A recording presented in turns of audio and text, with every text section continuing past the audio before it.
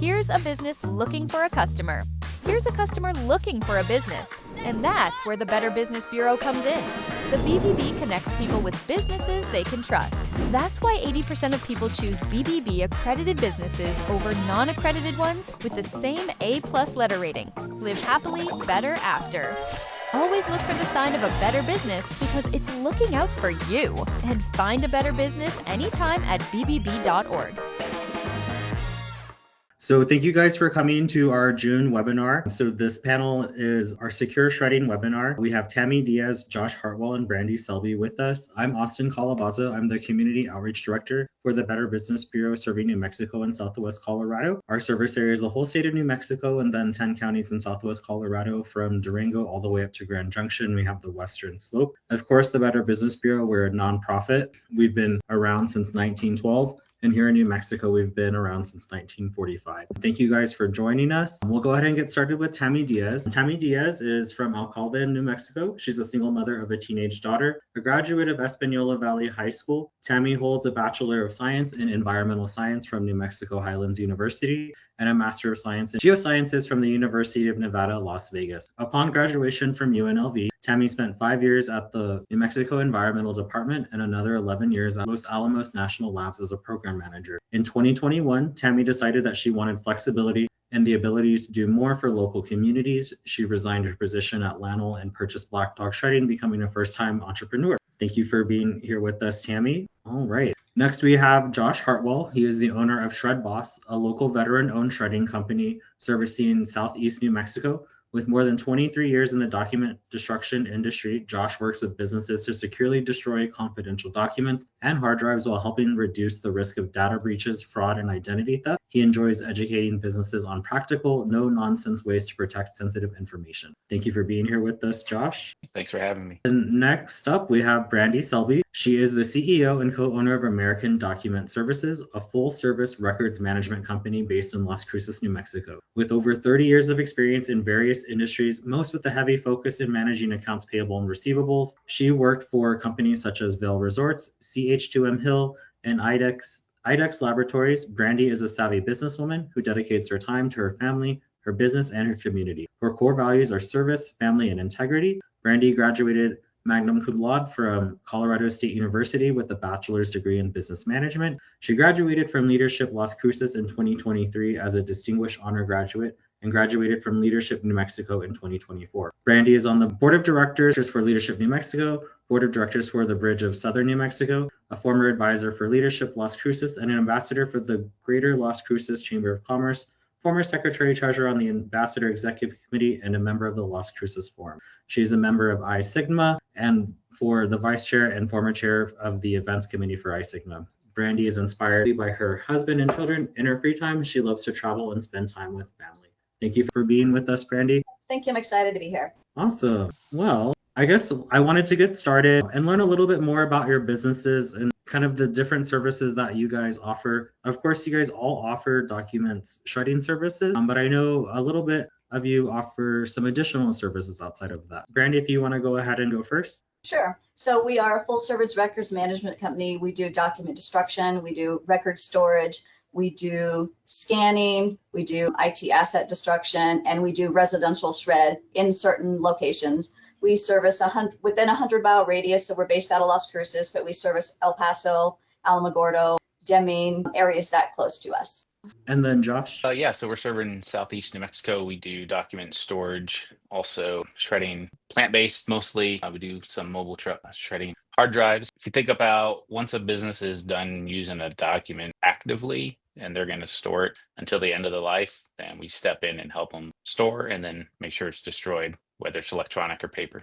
Awesome. Tammy? Black Dog Shredding is based out of Albuquerque, New Mexico, but we service Los Lunas and Belen and those areas, and we go into Santa Fe as well, and then the East Mountains. So and then obviously the city of Albuquerque, Rio Rancho, and Bernalillo. We primarily focus on plant-based shredding and mobile shredding. So we have on-site mobile shredding services for many businesses in Albuquerque and Santa Fe. We do allow for witness-based shredding at our plant, and that includes for residentials and or corporations or businesses. And we do provide on-site mobile shredding to both businesses and residentials. We are now accepting electronic waste for recycling purposes, and we do hard drive destruction as well. So with identity theft, well, identity theft has always been around, of course, but with more and more data breaches happening, whether it's, a small company or even a large multinational company, why should shredding like sensitive documents matter to businesses, especially, with rising data breaches? Gotcha. Well, I Go think ahead, Josh. one of the big things is people do business with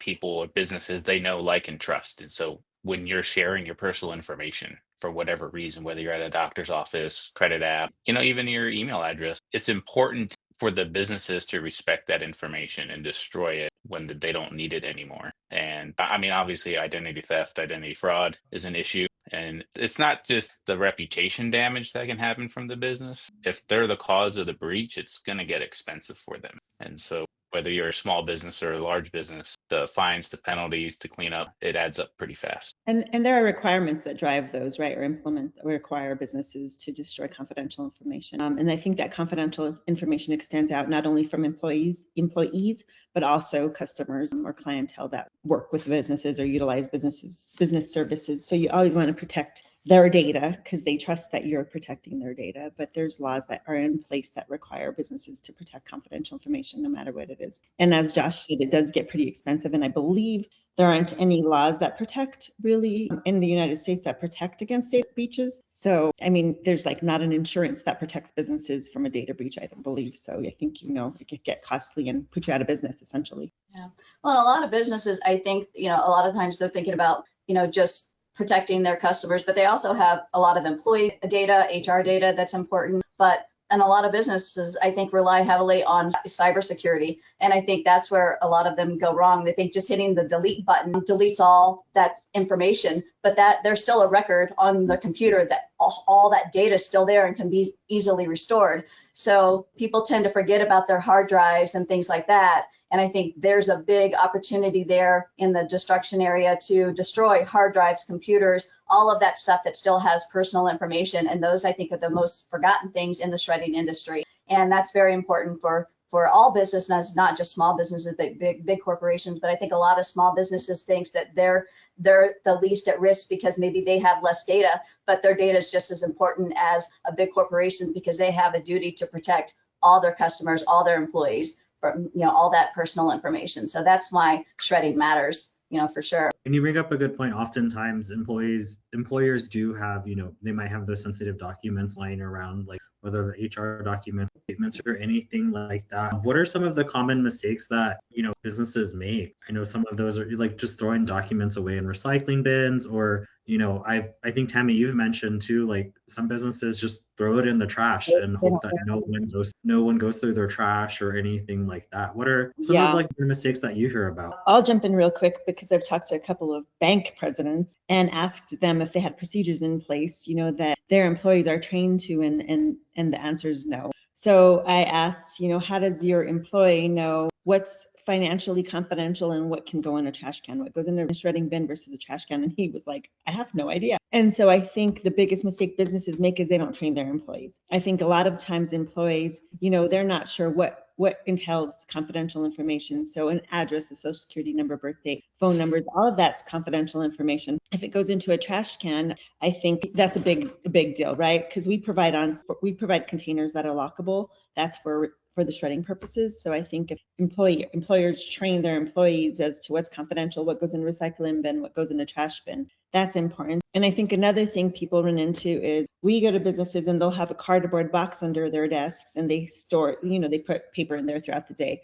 Well, at the end of that day, that paper doesn't go into a locked container. It sits under the desk. And so you have janitorial services that come in after business hours, and you have no idea who has access to that confidential information that's not contained in a locked container. So I think a lot of times it's the procedures and practices that are implemented in businesses that are not followed. And there's probably not really a procedure that, businesses are training their employees to. I also think a lot of businesses, they think just because they have a basic strip cut shredder that, that they're doing the right thing, and then they're throwing it in a trash can or a recycle bin to have shredded. And that's absolutely, the wrong thing to do. And then also just thinking that, okay, sometimes just sorting paper. And I go by the rule of thumb that if it's paper, put it in a shred bin and shred it. Just err on the side of caution and just shred all the paper. you can't go wrong doing that. So I think that's, just relying on a shred bin or shredder that you went and bought at Walmart thinking that you're protecting people's information is definitely a mistake. Yeah, I agree. Yeah. So a lot of times businesses try and overcomplicate things when it comes to what they should shred and not. And they're asking their employees to do more work in less amount of time. And then they also want them to read every single piece of paper they have in their hand to determine if it has sensitive information or not. Just keep it simple. Yeah. And on that note, go ahead, Josh. Sorry. If you're doing your own shredding, which we don't recommend, but using a shredding vendor, if it's paper, put it in the shred bin. It's so simple and requires no other thinking.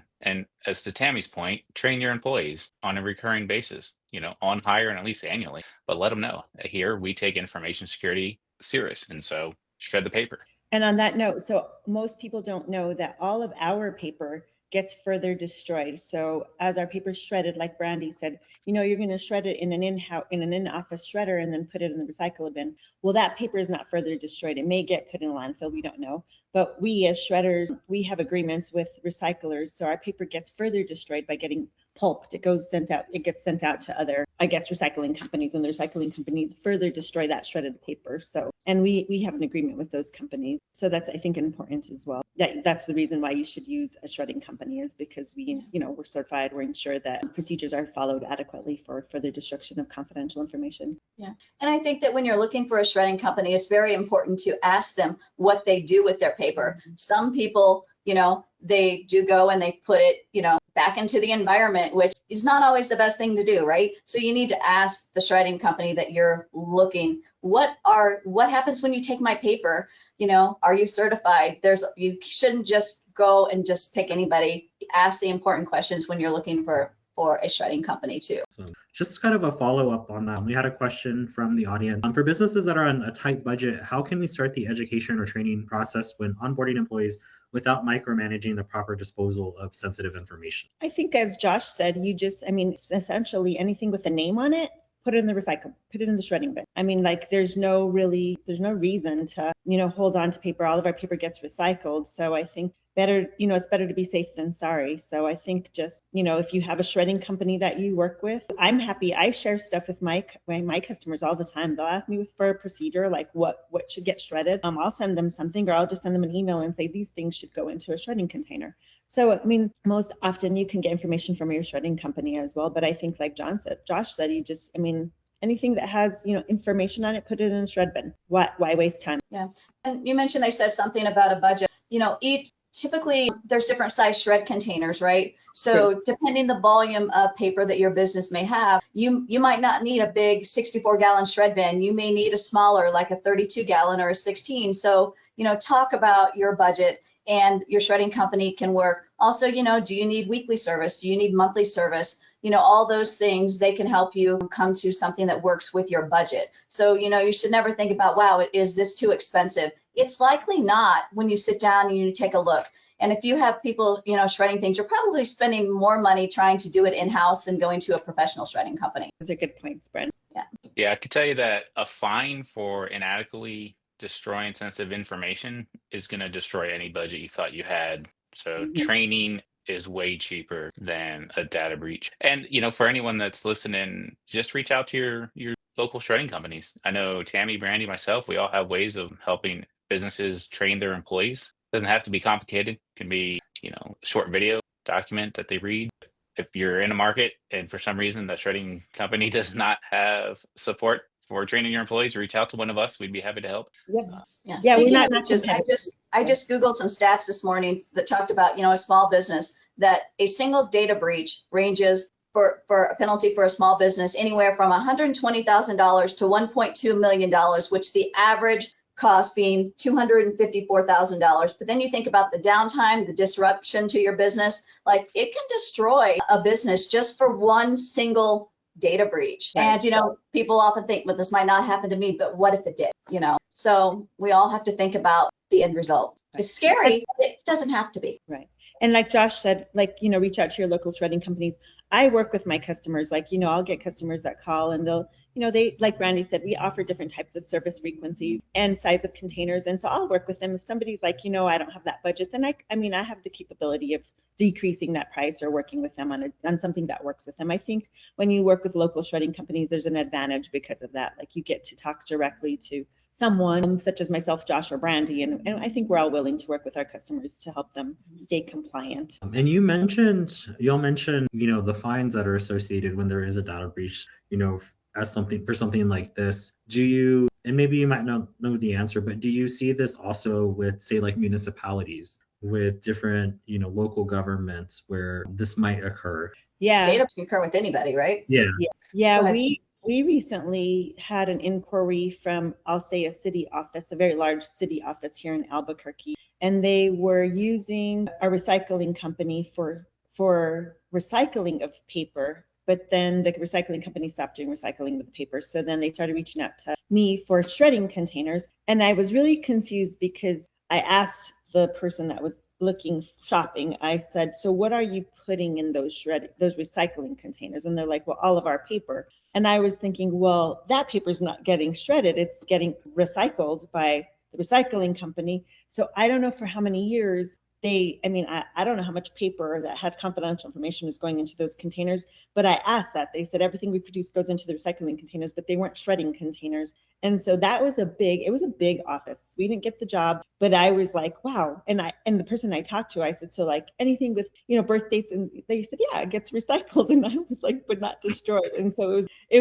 was concerning. Like, I was like, holy cow, that's not good. But anyways, I gave him a quote and they didn't call me back, but that's okay. Hopefully they're doing the right thing now. Yeah, government, it's up to the people really to hold the government accountable. You think about New Mexico, when they passed their data breach requirement for businesses, they exempted themselves. So the state level, they don't have a breach notification requirement that they put on all the businesses. So, individuals, we just need to start asking, if you're dealing with the government, what are you doing with this information? How do you protect my information? Gotcha. Brandi, any comment or feedback? No, covered that pretty well. Awesome. And another question we had, I know in the past, one question we got was, how does commercial shredding for businesses differ from residential shredding? I imagine, for, personal side, it's going to be a much smaller volume versus the commercial side. Not necessarily. For us, we shred. We send mobile trucks to many residential locations. It's just the frequency is less in the business. So businesses have a container and get on a scheduled service. So therefore, like, our trucks go to various locations monthly. Residentials are more one time. They are like cleaning out their parents' house or their own old home office or something. And so they'll have a purge job. We call them purge jobs. And they just purge material and they want it destroyed. So typically that only happens one time. So that's the difference for us. I don't know for Josh and Brandi. So for us, we only started doing residential shred about a year ago, and we limited it to Las Cruces. And we have one day out of the month that we do residential shred. And we typically take a box truck and do it plant-based, because sometimes it's hard to go into residential neighborhoods with your big on-site mobile truck. They tend to be a little bit louder, no louder than a garbage truck, right? But we do that, and we bring it back. We have a plant on site where we shred. So we offer that once a month, and it's still growing here for the residential shred. And then also what we do that really kind of takes the place of a lot of people that work from home or just want to come by is on Fridays for walk-in shred. And I know Tammy does, and I think Josh do a little bit different than we do, is we offer on Fridays from 9 to noon. And this is really just for our seniors that really don't have a lot of shredding, but seniors, first responders, and veterans, we do free shred service for them, only up to 100 pounds, but every Friday, 9 to noon, they come by and they drop off their shred. So some people who have residential shred may come and do that during the week and drop off stuff. They pay for it, but the seniors, first responders, and veterans do that on Friday. But the residential shred is just once a month. It hasn't picked up a lot. We've recently started doing it in El Paso, but they have to have minimums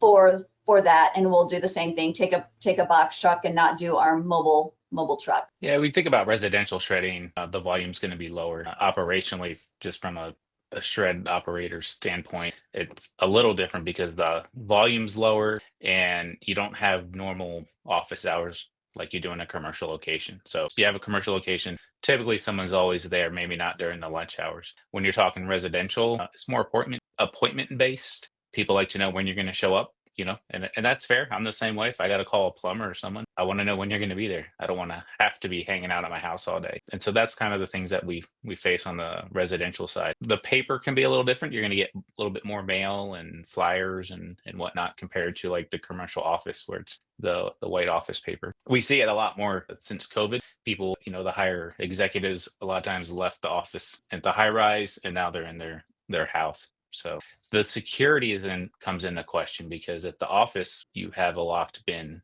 and at your home, you don't always have that locked bin. So finding a way to keep it secured, keep it separate. And then that's kind of up to the businesses and individuals. How do they keep other people in their house away from that information? I know we don't offer bins for people to have locked bins at the residence. That's just one service that we don't provide. I don't know if Josh, if you guys do that. No, we don't leave containers at residentials because we lose them. Yeah. But typically they don't want it, and I often encourage, when they're setting aside their paper, I just tell them, make sure things are locked up. It's your house. You obviously lock your door every day. So they're fine until we get there. But with that said, Josh made a good point about the difference between businesses and residential. So what we find as shredders, and it's probably one of our worst nightmares, our fears, is residentials tend to not just put paper in their boxes. And so we get things like, I don't know, knickknacks, bullets, cars, trash. For us shredders, especially, I don't know, Brandi does haul outs and I do mobile shredding. So when I send a mobile truck to a house and my employees are emptying boxes into our bins that get tipped into the truck, we kind of have a second set of eyes on that material, but oftentimes, we fear batteries. So batteries cause truck fires. And even those greeting cards that play music, those little tiny batteries will cause a truck fire for us as shredders. So we try to be informative for our customers, but we have information. I think each of us has information on our websites as to what shouldn't go into paper and whatnot. But residentials are a little bit more scary for us. We do them, but we're always a little bit more cautionary because we're like, what's in these boxes? What comes, even at our plant, we have the same concerns. So, but there's a difference because in offices, it's typically just paper.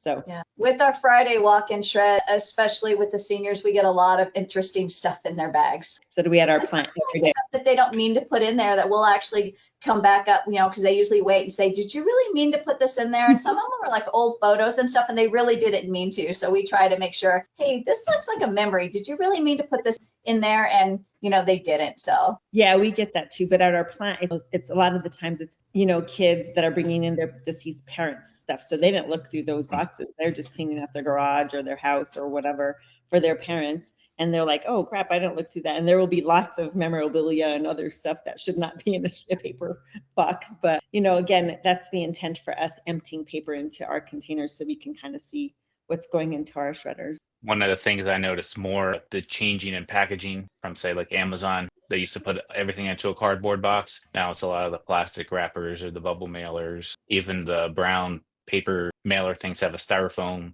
interior, which is shreddable. All of us can shred it. It's just we don't shred it with the paper because the mills where we send it don't want a lot of contaminations of plastics or other non-recyclables. So elaborate on that a little bit, Josh, because I get that question a lot, like about our paper, like why can't cardboard and all that stuff go in there? Yeah, a mill's going to fluctuate between 2 and 5% contamination. So anything that's not the regular paper. So if you're dealing with a shredding company, just ask them. Someone's going to sort it out, whether the customer sorts it before they send it or they tell the shredding company so they can get it sorted out. Yeah, so we can't have like large amounts of plastics or CDs or photographs, x-rays, stuff like that. It's mostly just paper that should get baled and or dropped off at the recycler. And we have no problem disposing of the other material, but we just can't mix it with our paper. And I think a thing to mention is I get a lot of people ask, hey, do I have to remove the paper clips, the staples, binder clips? And the answer to that is no. So I think someone asked the question about, how do we train the employees what to put in the bin? And, if businesses are thinking, wow, this is going to be a lot of work if I have to move staples or binder clips. You don't have to do that. So you're not going to be sitting there with staple remover, removing all these things. Those things are shreddable. Yep, good point. Sure. No, because that is one of the things that, we think about. Of course, we host a community shred day with Black Dog Shredding, usually in April, the first Saturday after tax season. And we oftentimes tell people, well, and that was a new thing for us this year that I hadn't heard about, was the greeting card batteries. It's not something that I think about often, but now that it's in my mind, I'm like, oh yeah, no, we need to remind people. And that was something that we reminded people for this year's shred day was, take out the batteries in the greeting cards or don't bring that greeting card. And so that's good. And I just learned that from my insurer. So my insurance agent was like, do you do community shreds? And I'm like, yeah. And he said, those are like the worst because you get greeting cards. And I never thought about it either. And I was like, I didn't even think about those batteries. And so he was the one that mentioned like those were the worst for us shredding companies. I kind of want to segue into compliance and regulations, because I know that is a big thing within your industry. Tammy, you earlier this year had become certified, and I'm spacing on the accreditation, but it is very specific to your industry. Can you kind of elaborate on that and what that means for your industry and the extra parameters? It's called NAID certification, and I'm actually going to let Brandi do that because she sits like on the board and everything, so she could probably speak better to those requirements than I can. So all three of our companies are actually NAID certified, which is great. So basically the advantage of there are several advantages of using a company that's AAA certified, but each company you have to go through an audit process. And your certification, you're audited every 2 years and you get unannounced audits, but you're audited for each type of service that you provide. So whether you do mobile, on-site, hard drive destruction, whatever it is, you are audited for that. So you have to have certain policy and procedures in place. You have to have, closed circuit television. You have to keep, your videos for 90 days. Your employees have to have a criminal background check. You do drug screens. You do all kinds of things to get this certification. So basically you're telling your people who are doing business with you that you take what you do seriously, that you have all these checks and balances in place, and that that someone can walk into your business at any point in time and know that you are doing things the right way. They can trust what you're doing. It also helps, in my experience anyway, it has helped us get contracts with different government agencies and everything that require that. That's been our experience. But having that certification behind our name, I think gives a customer an added layer of confidence in us. But I think it's just very important to have that type of certification behind you. It's a selling point. You're selling security and trust and confidence, and so you have something to back that up. Instead of just saying, hey, I can do these things, you can tell them, I've got somebody who comes in and audits us, at any given point. And we're required to have so part of that certification requires our employees to be background tested, background check, not tested. So we run backgrounds on our employees so that we can with confidence say, like, our employees know what they're doing. We trust that they're destroying your material in a confidential manner as well, and they're keeping your material confidential because we handle the material. And so I think that's another part of it that's significant. And as Brandi said, we do have to implement policies and procedures that we adhere to. Josh and I have this conversation quite often about how do we further educate the businesses that we shred for on the relevance of this certification. So for me, I have a little page on my website that kind of like elaborates on what that means, because we often find, I think probably the three of us would agree on this, that our businesses don't really understand what it means to be certified. For us, it's important, but it's also important for them, but they don't understand what that means. So maybe Josh, you want to talk to Josh, likes to write things. So he tries to educate me a lot, and he has a lot of written performa on the certification and the relevance for businesses. And so I'd love for Josh to kind of share his thoughts on that too, and how do we get our businesses further informed on the relevance of using a certified company? Yeah, so let me start. When we look at businesses and the regulations that require the protection of private information in the United States, it's really a patchwork. Like the different industries, medical has HIP, finance has FACTA, GLB. It's not, other countries have like one framework and it encompasses everybody. We don't have that in the US. So you have a myriad of regulators in the US that are looking at different companies, and they can't know every single shredding company across the US. What they do know is the NAID standard. And so that's easy for them to understand. What's the standard? What's the requirements? What do they expect from a certified company? So when they're dealing with a company that falls under a regulation, which is every company, and they ask them, they say, how do you handle your shredding? And they can present them with a NAID certified company.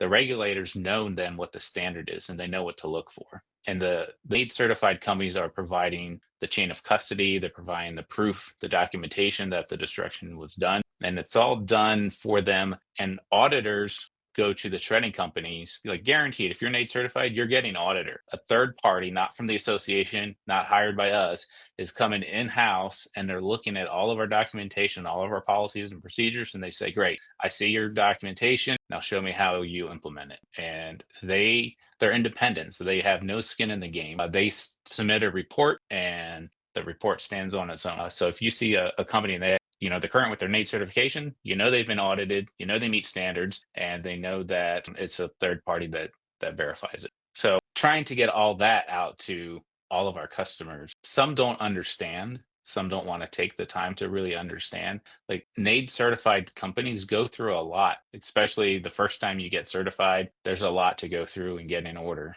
And then you have to maintain it every year. You submit to the association the evidence that you are still maintaining the certification. I don't know if that answers all the questions. Yeah.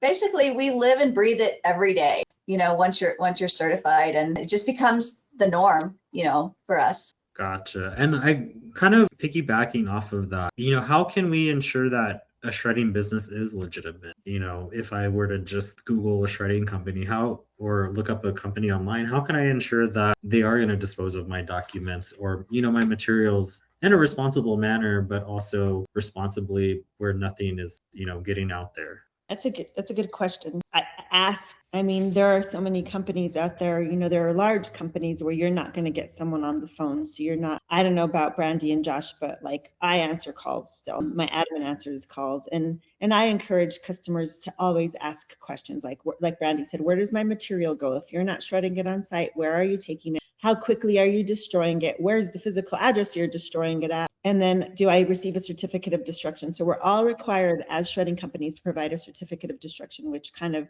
puts the liability on us as a shredding company saying hey, we have certifiably destroyed your material by this process. And that's not NAID driven. That's just our company policies. We should all, a good shredding company should provide a certificate of destruction to each customer, because then the liability falls back on us. So say a business has a data breach, well, they could say, well, I sent my material to Black Dog Shredding, so something happened with that shredding company, so that liability goes on to the shredding company. So I think ask questions. I would encourage customers ask.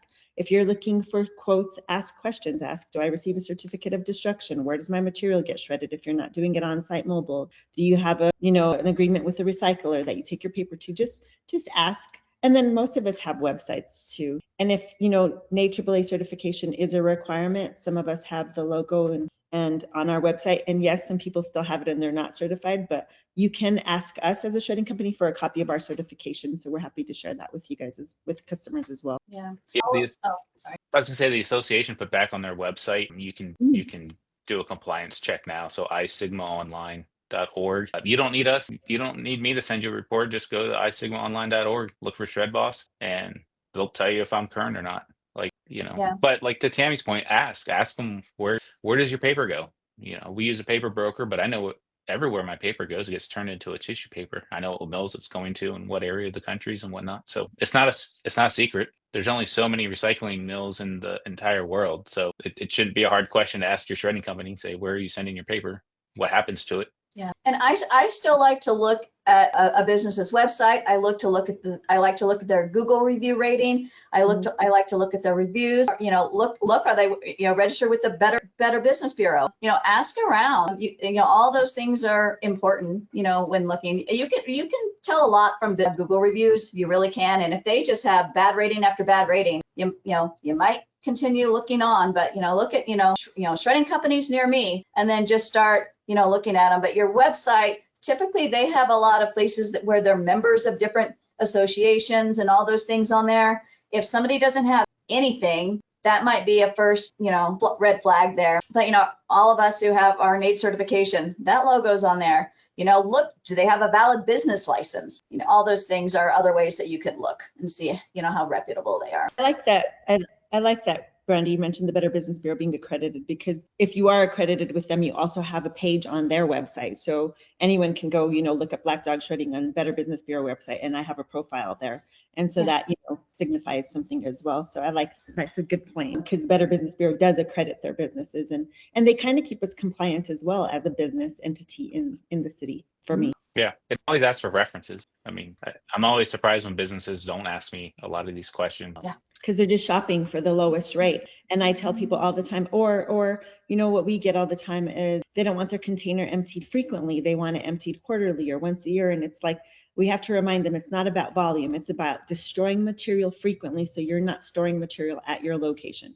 You do not want to make yourself susceptible to a data breach. So the quicker you can get rid of your material, the less likely you're going to have a data breach from material being stolen. You have a lot of people in and out of businesses. You have, janitorial services, customers coming in, whatever that looks like. So I always remind customers it's not about volume. It's about getting rid of your material frequently. Yeah, that's an important point.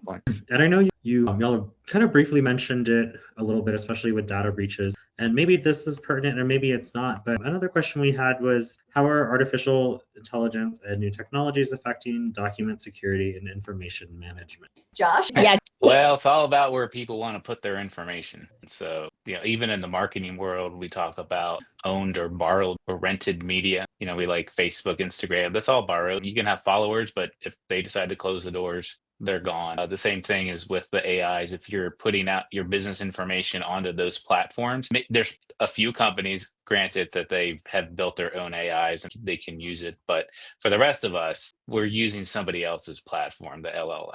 And so what information you put on there, they're going to store that information in a data server or data center somewhere. And that some of that information can then be used to train the LLMs. So you need to be careful and understand on your account. Paid accounts a lot of times will have protections and allow you to put sensitive information inside of there. You want to make sure you have a policy in your companies to instruct your employees what they can and can't put into the AIs. Same thing with social medias. Like, we had that problem back in the day. You can't represent the company for not officially representing the company. So be careful what you post on your social media. Same thing with the AI. If you have a personal chat GPT and you put in all your financials in there, well, that's not necessarily going to be protected. The courts came out recently with using chat GPT and others as a lawyer. There's no client confidentiality going on in that. It's all discoverable. And so what information you put on there, who owns it, what's it protected, make sure you understand that within your company and how you're going to safeguard that. It'll be an administrative policy, but you can restrict it if you want to use it in your business or not. And as we wrap up, not to keep it in a gloomy, cloudy day, but a question for each of y'all. And I know Tammy in your bio kind of alluded to it, but how did y'all get involved with the shredding industry? Where do you see your industry looking 10 years from now as technology continues to advance? Well, I think this is a conversation that the three of us have quite a bit. And we look at paper volume, right? Is paper volume decreasing across the nation? I haven't seen that or felt that impact yet here in Albuquerque or Santa Fe. We still are continuously getting recurring business customers. So there still are businesses looking for recurring shredding services. We get a few customers a week, and that means they want ongoing services. So they're still generating paper. In 10 years, maybe it'll decrease, but the cost for scanning and storing and everything else is quite high. So I think paper will be around for a while. I think people will still be generating paper, maybe not as much, but I think people will still be generating confidential information on paper that needs to get destroyed. So I don't think we'll see a trend downward that's significant in the next, 5 years. Maybe 10 years will be different, but by then I'll be retired. So I won't care. I'm kidding. I think that, just what Tammy said, I think that there's, for a long time anyway, there's always going to be paper. And when you think about what people typically print, it's something that's important to them. That's why they're printing it out, right? And usually that stuff has, information that, has confidential or information that, you don't want someone to take, right? So you're always going to have that paper. But I think that the opportunity where we're going to see increases is going to be in the electronics. I mean, people are exchanging their phones all the time because it seems like every 6 months to a year, there's new iPhones coming out, and there's all that data on all of these things. And I think from a storage standpoint, people don't just store paper records. I think that they're going to be storing, their data on hard drives and things like that and not destroying them, because they still have to keep records, whether they're in electronic form or paper form, for a certain amount of time. I mean, patient records, even if they're electronic, they still have to be kept for periods of time. Now, they have usually software and things like that, but not everybody does. There's small businesses that can't afford elaborate electronic records, right? So we're going to see, I think, things shift from it being not necessarily paper, but other means where their data is. So I think we have opportunities to look at, what are the different things that we are doing in our business? Can we get into different areas? Like, is there opportunity? Should we look at, medical waste as a mean to adding on different things in our business? So I think we just have to look as our business grows. But I'm kind of where Tammy is. I hope maybe in 10 years that I'm retired and it's going to be somebody else to look at. But, paper's always going to be out there, I think, maybe just not in those volumes. And I think that we're just going to be shredding things that are different, probably more electronic related, storing things that are not necessarily paper, doing more scanning, converting things to electronic versus the destruction side of things. And what's cool about our businesses, our industries, I think, is that we have the capability of integrating things like e-waste recycling, hard drive destruction, all of those server destruction. I think we have that capability of easily incorporating that into our existing businesses. E-waste is going to become significant, and we're all trained every time we go to a conference. We go to the same Sigma conference, and that's the topic of discussion now. It's medical waste integration and e-waste. And so we have that capability, and we can grow our businesses and stay in business successfully, I think, as shredding companies, not just for paper shredding, as Brandi says, but now destroying other things, because it's all tied together. We use the same recycler paper's a little bit different, but for my commodities, I use the same company. Probably Josh uses, and probably Brandi uses Keith. But he takes our stuff that has precious metals in there. So I think getting creative in our industry has already started, because the industry standard has changed, right? So now they're like, all right, paper shredders, here's something else to start thinking about. How can you protect business information? And that includes electronic, hard drive destruction, electronic stuff. So I think each of us are already starting to integrate that into our business. And so we're not just going to be a paper shredding company in the future. We'll be something different, And so anyways, sorry, Josh and I copied. And we're lucky. We're in a niche industry. There are not a lot of us out there. So, right. We're lucky in that regard. I mean, you think about us in the state of New Mexico, we all work together because of our location. So we refer customers to each other, and we do business locally, which is great. So, but there's not a lot of us just in the state of New Mexico when you look at local companies like us. And so we have a great opportunity in that regard, like you said, Tammy. Mm-hmm. When I got into this, almost 24 years ago, my dad bought the company. I went to work for him part-time,